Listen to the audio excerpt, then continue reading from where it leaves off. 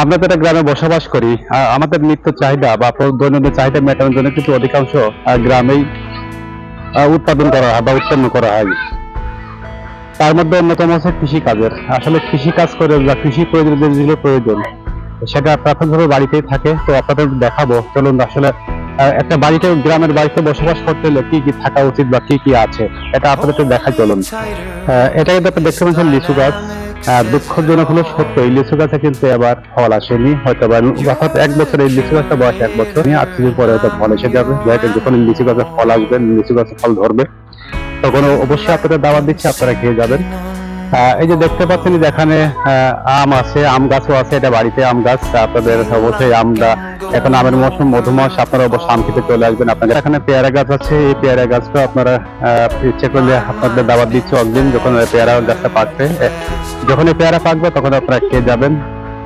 আপনাদেরকে অবশ্যই আমি অগ্রিম দাওয়াত দিয়ে দিচ্ছি। অনেকগুলো পেয়ারা গাছ এবং কাঁঠাল গাছ, আমাদের কাঁঠাল গাছে, কাঁঠাল গাছে কিন্তু এখনো ফল আসেনি, ছোটখাটো কাঁঠাল গাছে বেড়ে উঠছে, অবশ্যই কাঁঠাল খাওয়া দাওয়া দিচ্ছে আপনাদের অগ্রিম। গ্রামের বাড়িতে যে আপনারা যে কচু গাছটা দেখতে পাচ্ছেন, মান কচু, এই মান কচু কিন্তু এটা অনেক বড়। কত বড় বড় পাতা দেখেছেন? এই কচু গাছটা আসলে অনেক বড় বড় কচু হয়তো, এই কচু হয়তো সম্মান আছে, এই জন্য নাম হচ্ছে মান কচু। কচু গাছের গোড়াটা দেখেন আসলে কত বড়, আর এখানে কিন্তু অন্তত 5 কেজি, 7 কেজি, 10 কেজি পর্যন্ত এই কচু গাছ হয়। এটা কিন্তু আসলেই বাস্তব, এই কচুগুলো অনেক বড় হয়। গ্রামে বসবাস করলে আর একটা সুবিধা যে অনেক বাড়ি থেকে কিন্তু প্রচুর পরিমাণে পতিত জমি পড়ে থাকে। আমার পিছনে দেখতে পাচ্ছেন, এটা ছোট্ট একটা সবজি ক্ষেত করা হয়েছে। এই সবজি ক্ষেতটা দেখুন আপনার কি কি সবজি চাষ করা হয়েছে, অবশ্যই আপনাদের এটা দেখাবো আমি। এটাতে দেখতে পাচ্ছেন, এটাতে করলা চাষ, করলা, করলা দেখতে পাচ্ছেন, উচ্ছে যেটা বলে, উচ্ছে, ছোট ছোট উচ্ছে জালিও আপনারা দেখতে পাচ্ছেন এসেছে, দেখুন এটা কিন্তু অবশ্য এটা ঘিরিয়ে দেওয়া হয়েছে, কিন্তু এই উচ্ছে চাষটা ভালো হয়নি।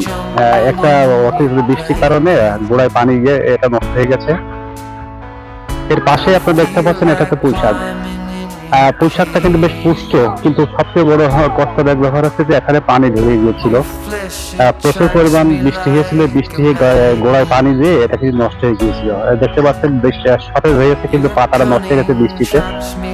গ্রামে বসবাস করলে আপনারা সবসময় ভালো কিছু পাবেন, সেটা ফ্রেশ সবকিছু পাবেন। এটা কিন্তু বাস্তবতা, এটা সত্য যে গ্রামে যে সুবিধাগুলো পাওয়া যায় এটা কিন্তু শহরাঞ্চলে পাওয়া যায় না। আমি কিন্তু গ্রামের মানুষ, আমি আগে বলেছি আমরা গ্রামে বসবাস করি, আপনাদের দেখাচ্ছি আসলে গ্রামে বসে কত কত সুবিধা পাওয়া যায়। সবচেয়ে বড় সত্য কথা, গ্রামে বসবাস করে একটা ফ্রেশ আবহাওয়া পাওয়া যায়। একটা ফ্রেশ আবহাওয়া, যেখানে নেই কোনো কালো ধোঁয়া।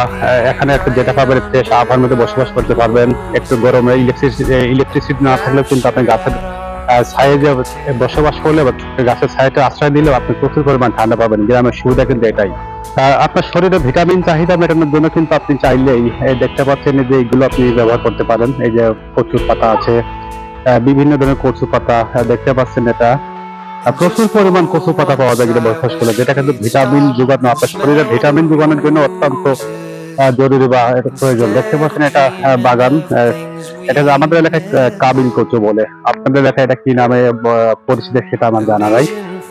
আপনারা দেখতে পাচ্ছেন আমার মাথার উপরে কচু পাতা, আমি কিন্তু কচু পাতার নিচে দাঁড়িয়ে আছি। আসলে সত্যি কথা কি জানেন, দেখতে পাচ্ছেন এই কচু গাছ কত বড় কচু পাতা, এটাকে আমাদের এলাকায় কাবিল কচু বলে।